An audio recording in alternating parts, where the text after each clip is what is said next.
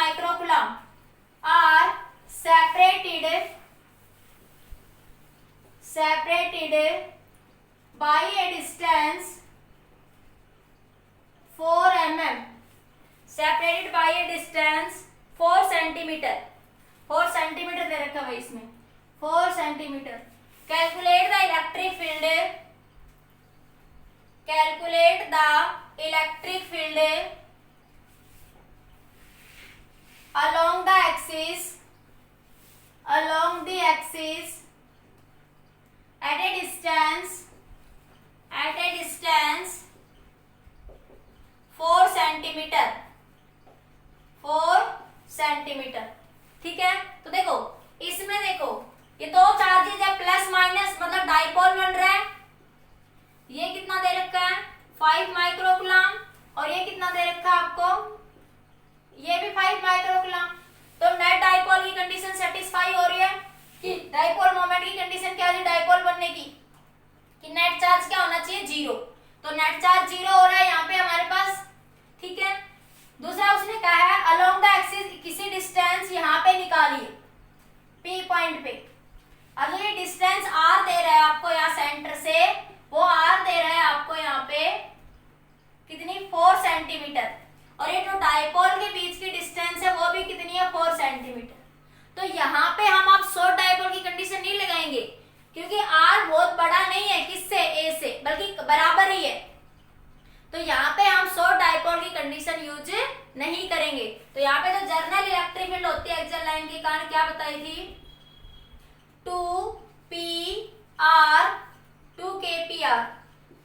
kpr r square minus a square की power square. ठीक है, अब इससे हम कैलकुलेशन करेंगे यहाँ से 2 kpr यही निकाला था हमने electric field with axial line journal. जब शॉर्ट के लिए करते हैं तब वो बन जाता है for short dipole r greater than a हो जाता है. उस सिचुएशन में वो बन जाता है 2 kp/r³. ठीक है, लेकिन यहाँ पे तो इस शॉर्ट के r तो अप्रोक्सीमेट बराबर ही है 2a के. अगर मैं a की बात करूं तो a तो 2 ही है ना, तो सेंटीमीटर में ही है दोनों. ये भी 2 सेंटीमीटर इधर से और ये भी कितना 2 सेंटीमीटर. तो ये दोनों अप्रोक्सीमेट बराबर ही तो है ना. ठीक है, इसलिए यहाँ पे आप शॉर्ट डाइपोल की कंडीशन नहीं लगाएंगे. तो आप क्या करेंगे, देखो आप यहाँ पे दे रखा आपको r दे रखा 4 सेंटीमीटर, 4 × 10⁻⁻² और 2a डाइपोल डिस्टेंस दे रखी 2a, क्योंकि हमें 2a मानकर ही सॉल्यूशन लिखा हुआ है. तो 2a कितनी आ जाएगी आपकी 4 सेंटीमीटर, तो a कितनी आ जाएगी आपकी 2 सेंटीमीटर. तो इसको क्या लिखोगे 4 × 10⁻² मीटर, और इसको भी क्या लिख लोगे 2 × 10⁻² मीटर. सेंटीमीटर के क्या बना दोगे मीटर. अब क्वेश्चन इजी बन गया, कुछ नहीं है. क्वेश्चन में समझने का इतना ही था कि आपको शॉर्ट डाइपोल कब लगाना है और आपको ये वैल्यू कब यूज करनी है. तो ई एक्सियल क्या बन जाएगा आपका यहाँ से 2k की वैल्यू कितनी 9 × 10⁻⁹. p को क्या लिख सकते हैं q × a. डाइपोल मोमेंट को क्या लिख सकते हैं q × 2a. तो q कितना है 5 माइक्रो मतलब 10⁻⁻⁶, और 2a की वैल्यू कितनी है 4 सेंटीमीटर, तो 4 × 10⁻². ठीक है, r कितना दे रखा है आपको 4 सेंटीमीटर, तो 4 × 10⁻² का स्क्वायर माइनस a. देखो अब a रखना है ना कि 2a कितना है 2 सेंटीमीटर, तो 2 × 10⁻² का स्क्वायर, और फिर इस बाहर सारे का भी क्या आएगा स्क्वायर है. ठीक है, अब सिंपली इसको कैलकुलेट कर लो फटाफट. इतना समझ आ गया सभी को. तो जब इसका कैलकुलेशन करेंगे आप देखिए क्या बन जाएगा ये ई एक्सियल 2, ये कुछ करता है तो काट दो पहले 2954. एक साथ लिख लेती हूँ मैं इनको, जो वैल्यूज हैं नंबर को साथ लिख लो, पावर को एक साथ लिख दो. 10 की पावर 9 p की वैल्यू q × 2a. q क्या है 5 × 10⁻⁶, और 2a कितना था 4 × 10⁻², और r भी कितना था 4 × 10⁻².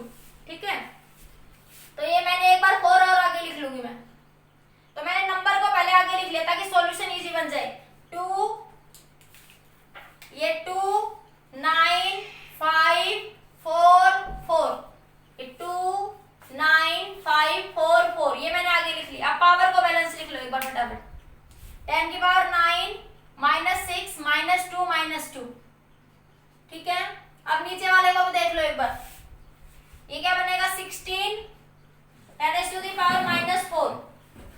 ये बनेगा -4 10⁻⁻⁴ का स्क्वायर।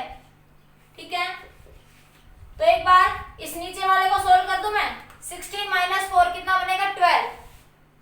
16 ऊपर वाले को लिख लेती हूँ पहले।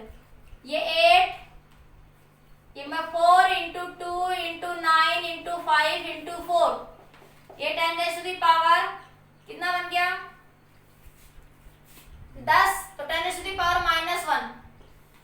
ये बना 16 में से 4 जाएगा कितना बचेगा 12। 12 × 10⁻⁻⁴ का स्क्वायर। ठीक है, इसको और थोड़ा सिंप्लीफाई कर लो। 4 × 2 × 9 × 5 × 4 10⁻⁻1। नीचे वाले को करेंगे तो 144 10⁻⁸। ठीक है, फर्दर सिंप्लीफाई करो इसको। आगे जब आप इसको सिंप्लीफाई करेंगे तो इसकी वैल्यू कितनी मिल जाएगी आपको। इसको काट दो, कटता है तो पहले 2 से काट दूं, फिर ये 4 से कट जाएगा, 4 × 1 = 4, 3 बच गया, 8 पे कट गया, फिर ये 9 से 2 कट गया, 2 से फिर ये 2 कट गया। ठीक है, कट गया ना सारा ये। अब आपका क्या बचा 5 और ये 2, तो 10 × 10⁻⁻1 है और ये 8 ऊपर जाएगा प्लस का 8, तो ये बन गया 10 × 10⁻⁷। हम लिख सकते हैं 10⁸ इसको।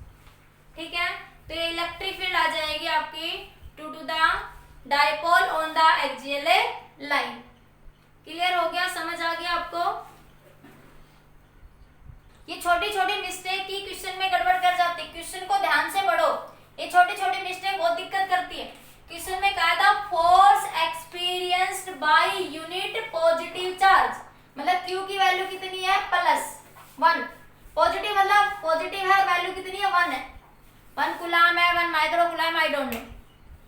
ठीक है, force experienced by unit positive charge at a distance is this.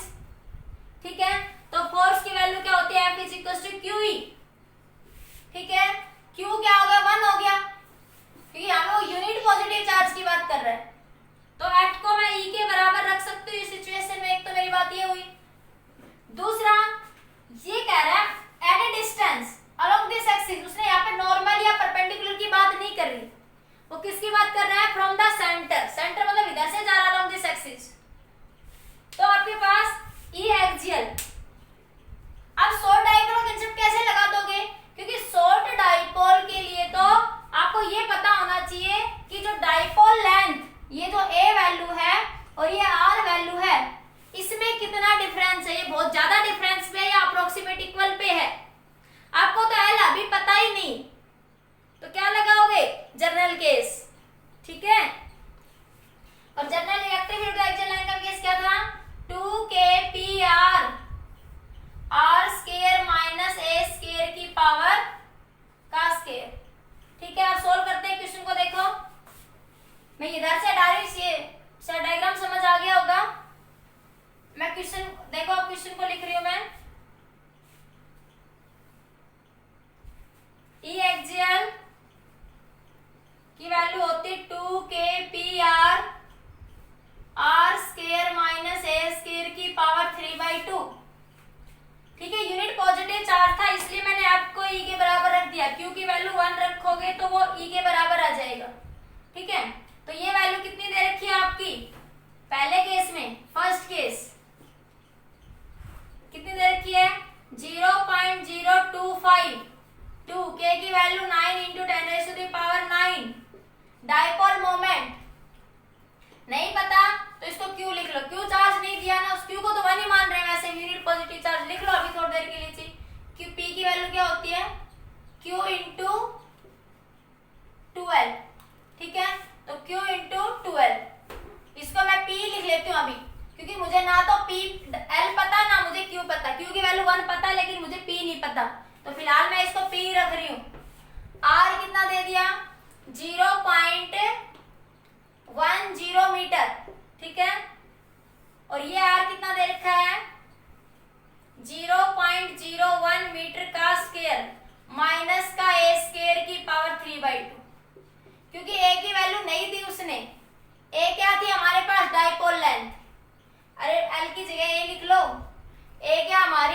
Dipole length वो नहीं थी, इसको नंबर 1 नाम देके छोड़ दो यहाँ पे, ठीक है।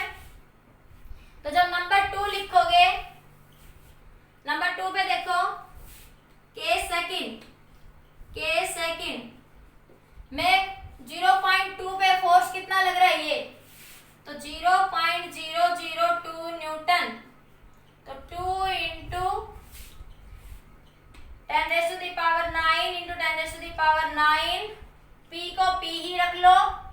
ये डिस्टेंस अब कितनी होगी 0.2, यहाँ पे भी 0.2 का स्क्वायर माइनस ए स्क्वायर की पावर, ये स्क्वायर होता है 3/2 नहीं होता, मैं 3/2 लिख जाती हूँ गलती से, यहाँ स्क्वायर होता है ये, इसका ये क्या जाएगा स्क्वायर, ये नंबर 2, ठीक है। अब क्या करना है, अब इसके सॉल्यूशन को ना तो हम ऐड कर सकते हैं ना सब्ट्रैक्ट कर सकते हैं, ऐड और सब्ट्रैक्शन करने बैठे तो बहुत लंबी प्रोसेस हो जाएगी, इसलिए हम इनको आपस में डिवाइड कर देते हैं पहले, ठीक है। तो डिवाइड करो, तो क्या बनेगा, आपस में डिवाइड कर दो, 1/2 कर लो या 2/1 कर लो, ठीक है। क्या बना 0.025 0.0029, ये क्या बन जाएगा आपका 2 into 9 into 9 P dipole moment 0.10, नीचे लिखो, ये दिख रहा है ना सबको, नीचे इधर देखने को दिख रहा है ना बच्चों, 0.1 का स्क्वायर माइनस ए का स्क्वायर, अब ये इसके नीचे ये वाली वैल्यू आएगी, नहीं दिख रहा नीचे बेटा, नहीं दिख रहा नीचे, ऊपर लिखो, चलो मैं ऊपर लिख देती हूँ,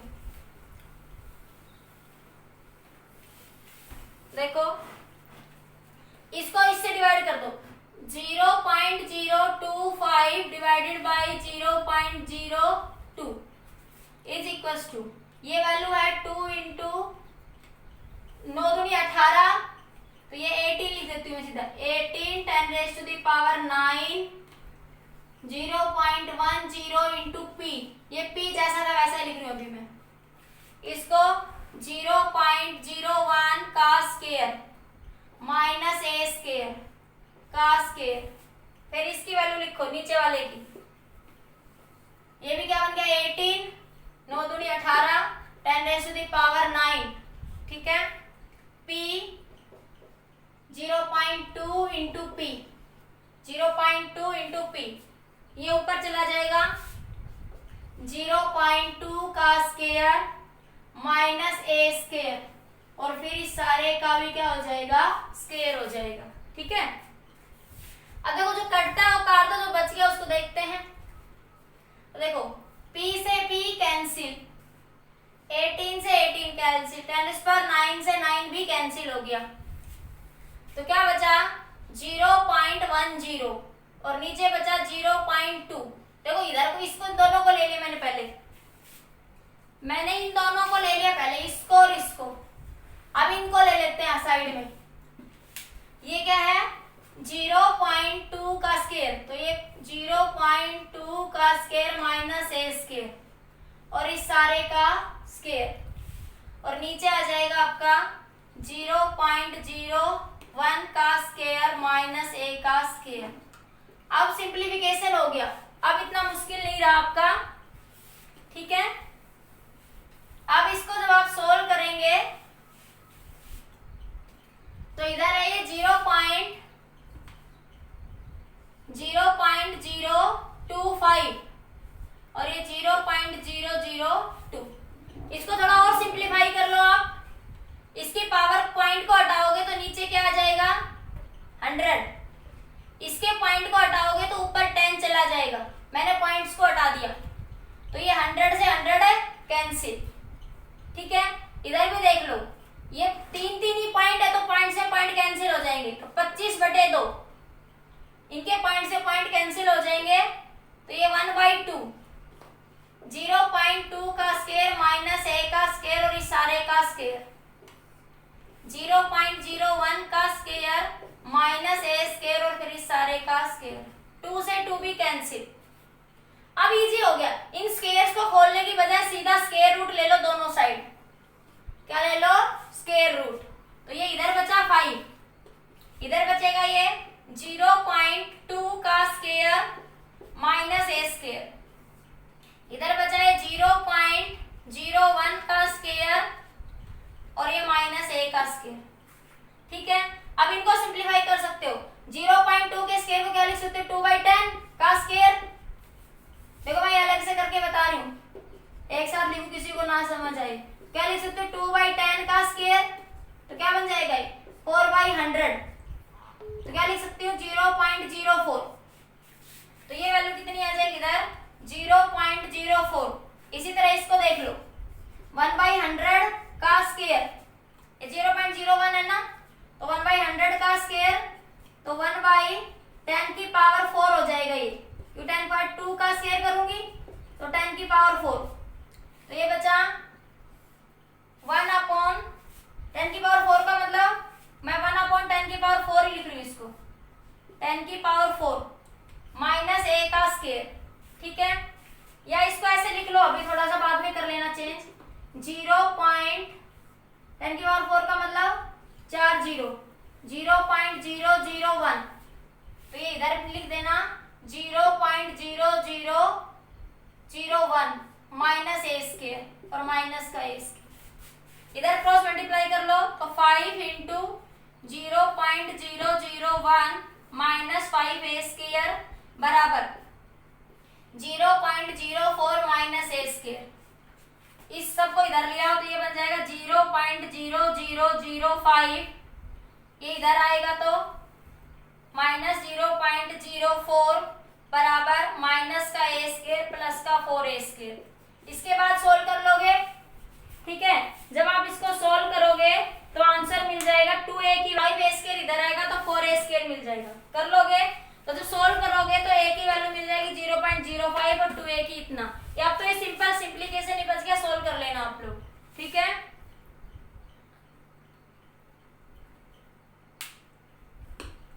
ये हेक्सागोन, ये हेक्सागोन दे रखी है आपको और इसके 5 चार्जेस दे रखे।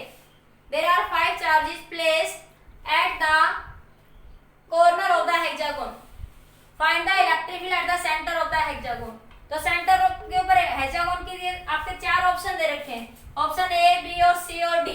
तो बताइए आपके अकॉर्डिंग कौन सा ऑप्शन सही होगा? देखिए मैं बताती हूँ एक बार। ये देखिए, ये प्लस का क्यू है, इसके कारण सेंटर पे इलेक्ट्रिक फील्ड इधर होगी ई, और ई बी के कारण इधर होगी।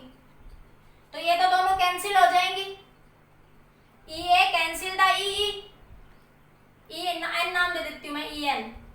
ठीक है, तो ई बी जो है ई एन को कैंसिल कर रही है। अब यहां देखो, सेंटर से इस पॉइंट पे ये ई ए होगी इधर और डी से इधर ये ई बी होगी। तो ई ए जो है ई ए ई डी को कैंसिल करेगी, ई ए कैंसिल द ई डी, ई ए जो है ई डी को कैंसिल कर देगी। अब बचा क्या? यहाँ पे 6 चार्ज नहीं दे रखे, सिर्फ 5 चार्ज दे रखे हैं। तो यहाँ पे इलेक्ट्रिक फील्ड, तो देखो इसके कारण इस सेंटर पे इलेक्ट्रिक फील्ड इधर होगी, इस प्लस क्यू के कारण, और ये डिस्टेंसेस सारी बराबर ही होती हैं। ठीक है, तो यहां से ये जो वैल्यू होगी आपकी, ठीक है, इस क्यू के कारण ये इधर होगी, इस क्यू के कारण डायरेक्शन, इसको नाम ए बी, इसको नाम सी दे दो। ठीक है, तो ये क्या बनेगी? ओसी। क्या बनेगी इसकी डायरेक्शन? ओसी। किधर जा रही है? अलोंग सी ओ। अरे सी से इधर जा रही है ना, तो अलोंग सी ओ, इस साइड में जा रही है, तो अलोंग किधर जाएगी? सी ओ। तो ये सी ओ लिख लो ऑप्शन में, सी ओ। ठीक है, तो कौन सा आंसर सही होगा आपका? ये वाला आंसर।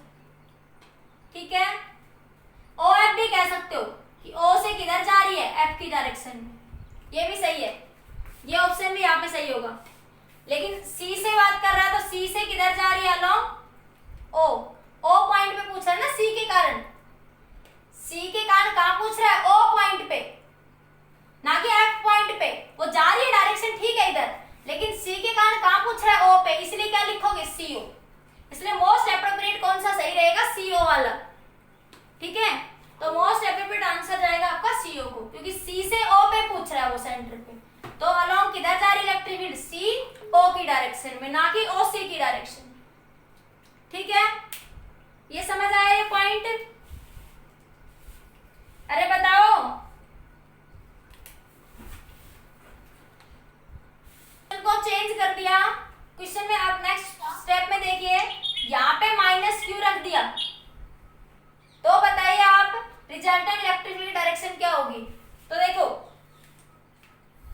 ध्यान से, ये E इस पे फोर्स लगाएगा, तो ये इसको अपनी तरफ खींचेगा, FA खींचेगा अपनी तरफ, अट्रैक्ट करेगा ना इस क्यू को। इसी तरह ये फोर्स लगाएगा, तो ये इसको अपनी तरफ खींचेगा, FD। फोर्स की बात कर रहा है इस केस में, और पीछे वाले केस में मैं इलेक्ट्रिक फील्ड की बात कर रही थी। अब उसने सेंटर पे एक नेगेटिव चार्ज रख दिया, तो ये प्लस का क्यू उसको इधर खींचेगा और ये इसको इधर खींचेगा, अट्रैक्शन होगा। ये इस पे फोर्स लगाएगा तो इसको अपनी तरफ खींचेगा ऐसे, तो ये लगा FB। ये इस पे फोर्स लगाएगा तो इधर ऐसे खींचेगा, FN। ये इस पे फोर्स लगाएगा इधर, तो ये इसको अपनी तरफ ऐसे खींचेगा। तो देखो अब, सॉरी वो इलेक्ट्रिक फील्ड में KQ आएगा, ये फोर्स के लिए देख लेना, ये KQ आएगा। अब देखो ये फोर्स के लिए, अब देखो ये दोनों आपस में कैंसिल, ये दोनों भी कैंसिल, लेकिन इसके कारण इस पे फोर्स लग रहा है along OC, along OC, along OC। तो OC के कारण ये ऑप्शन सही आएगा, क्योंकि देखो इन सब के कारण फोर्स क्या होगा, कैंसिल। सिर्फ किसके कारण बचेगा, इसके कारण। तो फोर्स की वैल्यू क्या होती है, KQ/R का स्क्वायर। सॉरी इलेक्ट्रिक फील्ड होती है भाई KQ/R स्क्वायर, मैं शायद लिखने में गलती कर जाती हूँ, KQ/R स्क्वायर, और फोर्स होता है KQ²/R स्क्वायर। ठीक है, जब वो फोर्स की बात करेगा तो किसी दूसरे चार्ज की भी बात करेगा वहां पे, और सिर्फ इलेक्ट्रिक फील्ड की बात करेगा तो यहाँ पे कोई चार्ज नहीं होगा। तो ऑप्शन में ये आ जाएगा आपके पास। अब डायरेक्शन देखो, जब यहाँ कोई चार्ज नहीं था, जब यहाँ कोई चार्ज नहीं था, तो इस Q के कारण इलेक्ट्रिक फील्ड की डायरेक्शन इस P पॉइंट पे CO के अलोंग थी। तो आंसर क्या था, KQ/A स्क्वायर, KQ/A का स्क्वायर। जैसे यहाँ पे -Q चार्ज रखा, तो ये इस पे फोर्स लगाएगा, तो फोर्स की डायरेक्शन इधर चली जाएगी, तो डायरेक्शन चेंज होगी, किधर हो जाएगी, OC के अलोंग। किधर हो जाएगी आपके अलोंग OC। एक लास्ट क्वेश्चन और है इसी टाइप का, पेंटागन दे रखी है, तो बताइए इस पेंटागन की कारण ये सिचुएशन है, मैंने सारे पॉइंट पे चार्ज क्यों रख दिया। तो बताइए एट सेंटर O पे रिजल्टेंट इलेक्ट्रिक फील्ड की डायरेक्शन क्या होगी, रिजल्टेंट इलेक्ट्रिक फील्ड का मैग्नीट्यूड क्या होगा। क्वेश्चन ये है, there is a pentagon and at every vertex charge q is placed and each and every distance, centre से जो सारी डिस्टेंस है, ये वाली, ये वाली, ये वाली, ये सारी डिस्टेंस A है, ये क्वेश्चन में दे रखा है आपको। तो इलेक्ट्रिक फील्ड की वैल्यू बतानी है एट द सेंटर O, कैसे बताओगे। देखो ये दोनों एक दूसरे के इफेक्ट को कैंसिल कर देंगे। अरे बताओ करेंगे या नहीं करेंगे, ये दोनों करेंगे। तो बताइए रिजल्टेंट फील्ड की वैल्यू क्या होगी आपकी, ये पॉइंट O है, यहाँ पे इस Q चार्ज के कारण ये वाली इलेक्ट्रिक फील्ड होगी, और इस Q चार्ज के कारण ये वाली इलेक्ट्रिक फील्ड इधर हो जाएगी। ठीक है, तो इन दोनों के कारण रिजल्टेंट मान लिया मैंने कहीं यहाँ हो जाएगी। इसी तरह इसके कारण ये बिल्कुल सामने जाएगा सेंटर के, ये दोनों सेंटर के सामने, ये बिल्कुल यहाँ पे, ये Q जो आएगी सेंटर पे आएंगी, थोड़ा बनाने में हो रहा है मेरे से, तो ये इधर लगाएगा, ये इधर लगाएगा, तो इन दोनों के कारण रिजल्टेंट कैंसिल। अब इसको देखो, इसके कारण इस पॉइंट पे नीचे वाले के कारण, इस नीचे वाले के कारण ऐसे हो जाएगी। तो देखो ये दोनों, ये ER नाम दे देती हूँ मैं A, ये EA, ER अपोजिट है किससे, EA से, तो resultant field at the centre O क्या बन जाएगी, 0। सेंटर O पे इस सिचुएशन में रिजल्टेंट इलेक्ट्रिक फील्ड क्या बन जाएगी आपकी, 0 बन जाएगी। ठीक है, अरे बात समझ में आई या नहीं आई?